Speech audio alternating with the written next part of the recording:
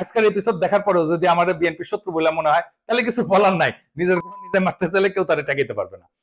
বিএনপির কিছু কিছু নেতাকর্মী মনে করতেছে আমি বিএনপির শত্রু হয়েছি। আমি বিএনপির পলিটিক্যাল অপোনেন্ট। আমি কখনো বিএনপি করি নাই। আমারে হাসিনার লোকজন বিএনপি কইতো, আর কইতো আমি তারেক রহমানের টেকা খাইয়া হাসিনার বিরুদ্ধে বলি। ভাগ্যের কি নির্মম পরিহাস, আজ বিএনপির লোকেরা বলে আমি জামাতের টেকা খাইয়া বিএনপির বিরুদ্ধে বলি। আপনাদের একটা সৎ পরামর্শ দিই ভাই, পলিটিক্যাল অপোনেন্টকে বুদ্ধিমত্তার সাথে ডিল করেন। রাজনীতি করতে আসছেন, আপনার অপোজিশন থাকবে, আমার লোকের তেদরামি করতে আসেন না ভাইজান। এটা যদি সহ্য না হয়, আওয়ামী লীগরা যেভাবে ট্রিট করতাম সেভাবে যদি ট্রিট করতে বাধ্য হইতে হয়, তাতে আপনাদেরই ক্ষতি।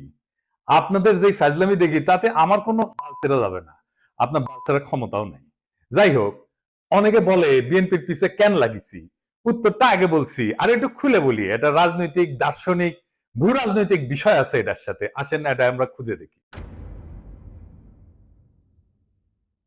কয়টা প্রশ্ন করি, দেখি এই প্রশ্নগুলো আপনাদের মনে আসছে কিনা কখনো। বাংলাদেশে মুজিবকে কেন স্বৈরশাসক হয়ে উঠতে হয়েছিল? অত্যন্ত জনপ্রিয় নেতা ছিল কিন্তু মুজিব, তারপরেও স্বৈরশাসক হয়ে উঠতে হয়েছিল কেন? জিয়াকে কেন মরতে হইল? সামরিক ব্যাকগ্রাউন্ড থেকে আসা পরেও কেন জিয়াকে স্বৈরশাসক হইতে হয় নাই? কেন জিয়াকে মাইরা ক্ষমতায় এরশাদকে বসাইতে হয়েছিল? কেন এরশাদকে স্বৈরশাসক হইতে হয়েছে? কেন হাসিনাকে ফ্যাসিবাদ কায়েম করতে হয়? এই প্রশ্নগুলো পরিষ্কার উত্তর না পেলে আপনি কখনোই বুঝবেন না বাংলাদেশের সামনে বিপদগুলো কি কি। আপনি বুঝবেন না বিএনপি যায় না হোক আর না যায় না হোক, দেশকে কোন গাড্ডায় নিয়ে যাইতেছে, এবং কেন বিএনপির বিরোধিতা করাটা আপনার জন্য ফরজা কিফায়া। এইটা পরিষ্কার ভাবে বোঝার জন্য আপনাদের বাংলাদেশ নিয়ে ইন্ডিয়ার কুরকুরানিটা কেন সেটা বুঝতে হবে। তা না হলে রাজনীতির কোনো হিসাব আপনি মিলাইতে পারবেন না, আর বারবার আপনি এইরকম স্বৈর শাসন আর ফ্যাসিবাদের কবলে পড়বেন। আসেন আল্লাহর নামে শুরু করি।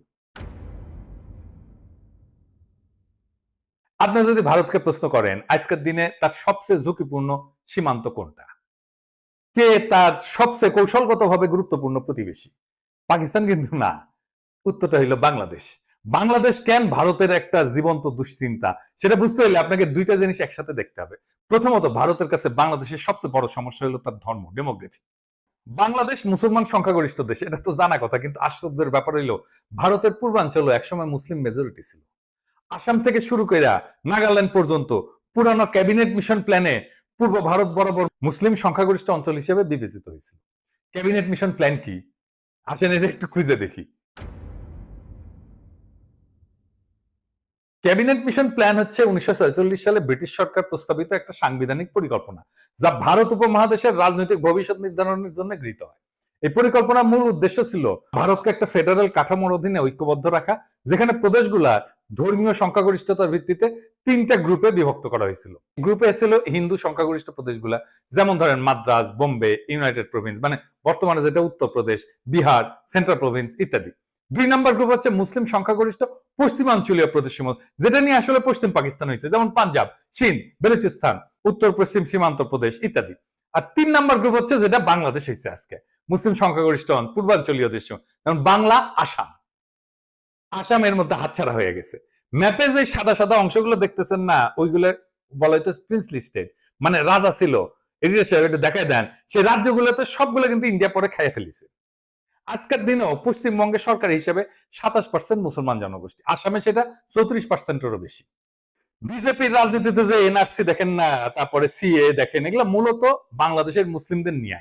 মুখে বলা হয় পাকিস্তানি বা আফগানদের কথা, কিন্তু ভিতরে ভিতরে ভয়টা এলো বাংলাদেশের 17 কোটি মুসলমানদের কয়েক শতাংশ যদি চলাচল শুরু করে বর্ডার ক্রস করে, তাহলে গোটা অঞ্চলটার ডেমোগ্রাফি বদলায় যাবে। এই ভয় থেকে সিএ, এনআরসি আসামে শুরু হয়, পরে ছড়ায় পরে গোটা ভারতে।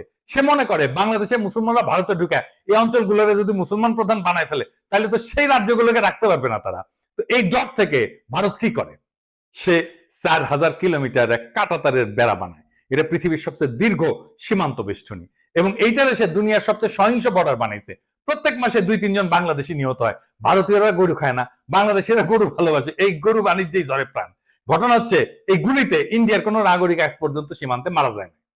ভারতের অধিকার আছে বেড়া দেওয়া, ওর মুরগি উই লেজে কাটুক, কিন্তু আমরা বলার কে? রাষ্ট্র চাইলে সীমান্ত বন্ধ রাখতে পারে, কিন্তু বাস্তবতা হলো বাংলাদেশিরা তো ভারতে যাইতে চায় না, যাইতে চায় মধ্যপ্রাচ্যে, সিঙ্গাপুরে বা অন্য কোথাও। তবে তারা চলমান মানুষ, উদ্যমী পরিশ্রমী মানুষ, তারা চলে যায় সবখানে, তারা চলে যায় সবখানে, এমনকি করাচিতেও।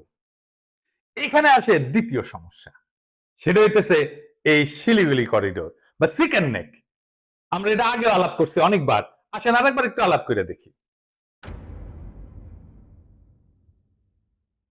ভারতের সেভেন সিস্টার্স মানে নর্থ ইস্ট বাংলাদেশের ওই পাশে অবস্থিত। আর এই অঞ্চলের সাথে বাকি ভারতের যোগাযোগ হয় মাত্র এই 15 কিলোমিটার প্রশস্ত শিলিগুড়ি করিডোর, যেটাকে চিকেন নেক বলা হয়। এর চারপাশে চীন, ভুটান আর নেপাল। এই করিডোর যদি কেউ একদিন কেটে দেয়, তাইলে উত্তর পূর্ব ভারত বিচ্ছিন্ন হয়ে যাবে, ভয়টা এখানে। আর তার উপরে নর্থ ইস্ট নিজেই একটা বিশাল সমস্যা। ত্রিপুরা, মিজোরাম, নাগাল্যান্ড সবখানে গোষ্ঠীগত সংঘাত, ধর্মীয় ভিন্নতা, ভাষা সংস্কৃতির বৈপরীত্য। অনেক জায়গায় বিদ্রোহ হইতেছে, আবার অনেক জায়গায় বিদ্রোহীরা মায়ানমারের বিদ্রোহী গোষ্ঠীর সাথে যুক্ত। তাহলে ভারত ওইখানে যুদ্ধ বাঁধলে ট্যাঙ্ক পাঠাবে কিভাবে, সেনা পাঠাবে কিভাবে, ভারী অস্ত্রশস্ত্র পাঠাবে কিভাবে? বাংলাদেশ ছাড়া কোনো উপায় নাই। তাদের প্রয়োজন ট্রানজিট এবং করিডোর। চট্টগ্রাম বন্দরের মাধ্যমে ত্রিপুরায় প্রবেশ বা রেলপথে পূর্বাঞ্চলে যাওয়ার সুবিধা, এটাই ভারত দীর্ঘদিন ধরে চাইছে। কিন্তু ভাবেন একবার, আপনি একজন বাংলাদেশি, আপনাকে কাঁটাতারে ঘিরে রাখা হইলো, তারপরে বলা হইলো ভারতীয় ট্রাক যাবে আপনার দেশের একদিক থেকে আরেক দিকে, ভারী সরঞ্জাম যাবে।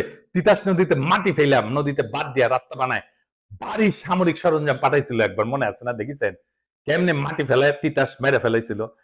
এই রাস্তা বানানোই হয়েছিল ইন্ডিয়ার পণ্যবাহী ভারী ট্রাক নেওয়ার জন্য। তো এই যে সিস্টেম, এটাকে রাজনৈতিক ভাবে বিক্রি করা অসম্ভব, মানে বাংলাদেশের মানুষ তো মানবে না।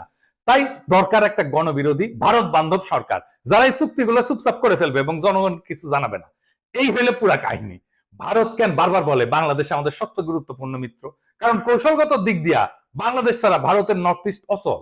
কিন্তু ধর্মীয় দৃষ্টিভঙ্গিতে ভারত মুসলমান পছন্দ করে না, তাই কাঁটাতারে বেড়া দিছে। আবার কাঁটাতার দিয়ে ঘিরে দিলে তার সেভেন সিস্টার্স অরক্ষিত হয়ে পড়ে। এই এক শাখের করাত যাইতেও কাটে, আসতেও কাটে। তাই বাংলাদেশে ভারতের সবসময় এমন শাসক দরকার যে ভারতের অনুগত হবে এবং তাদের মতে বন্ধু ভাবাপন্ন হবে। ভারতের প্রতি বন্ধু ভাবাপন্ন হইলে বাংলাদেশের জনগণ হয়ে উঠবে সরকার বিরোধী, তাই তাকে হইতে হবে স্বৈরাচার।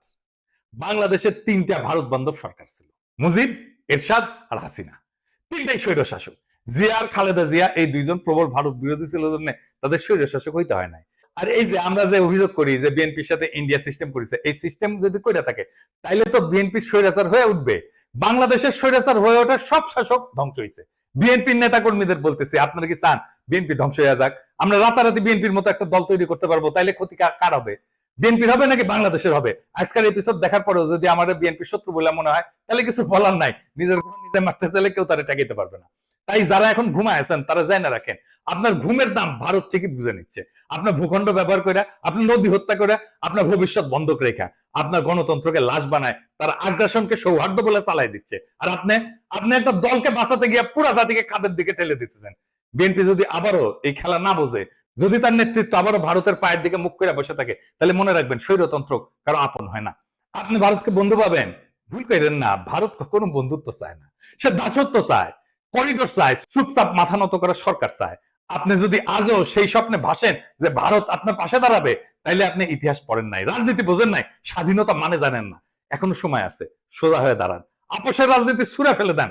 যারা আপনার সমালোচনা করতেছে তাদের ভয় করেন না, বিবেকটা বরং আপনার জাগ্রত করেন।